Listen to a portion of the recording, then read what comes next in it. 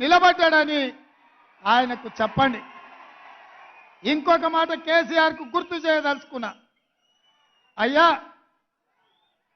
June 2, 2014 నాడు తెలంగాణ రాష్ట్రం ఏర్పడితే ఒక్క గంట కూడా ఆలస్యం చేయలే. గవర్నర్ గారు అపాయింట్మెంట్ తీసుకున్నావు, మంత్రివర్గాన్ని ఏర్పాటు చేసుకున్నావు.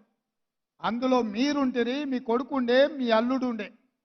ఆ తర్వాత జరిగిన ఎన్నికలలో మీ కూతురు నిజామాబాద్ ఎంపీగా టికెట్ ఇచ్చి గెలిపించుకుంటే, ఆ తర్వాత మీ బంధువు వినోద్ రావుని ఎంపీగా చేసుకుంటే, ఆ తర్వాత మీ సడ్డకుడు కొడుకు సంతోష్రావుకు రాజ్యసభ ఇచ్చుకుంటే, ఆ తర్వాత పార్టీ ఫిరాయించిన మీ ఎర్రబల్లి దయాకర్రావుకు మంత్రి పదవి ఇచ్చుకుంటే, అదే 2019 ఎన్నికల్లో వినోద్ రావు గారిని, కల్వకుంట్ల కవిత గారిని ఓడిస్తే 6 నెలలు కూడా ఆలస్యం చేయలే. 100 రోజులు తిరక్క ముందే ఆయన కూతురుకు ఉద్యోగం లేకపోతే తండ్రిగా ఆయనకు దుఃఖం వచ్చింది, కళ్ళల్లో నీళ్లు వచ్చినాయి. కన్నబిడ్డను శాసన మండలి సభ్యురాలుగా చేసిండు. ఆయన బంధువు వినోద్ రావును ప్లానింగ్ కమిషన్ వైస్ చైర్మన్ చేసుకున్నావు.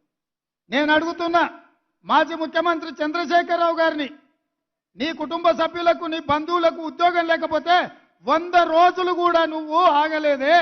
నీ కుటుంబ సభ్యులకు ఉద్యోగాలు ఇచ్చుకున్నావు కదా. ఈ పిల్లలు ఏం పాపం చేసిండ్రు?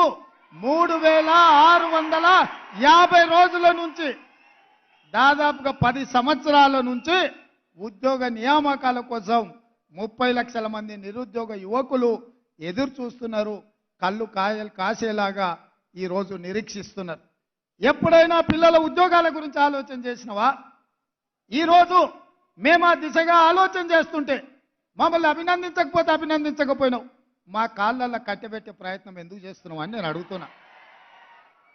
ఇప్పటికైనా మీకు అర్థం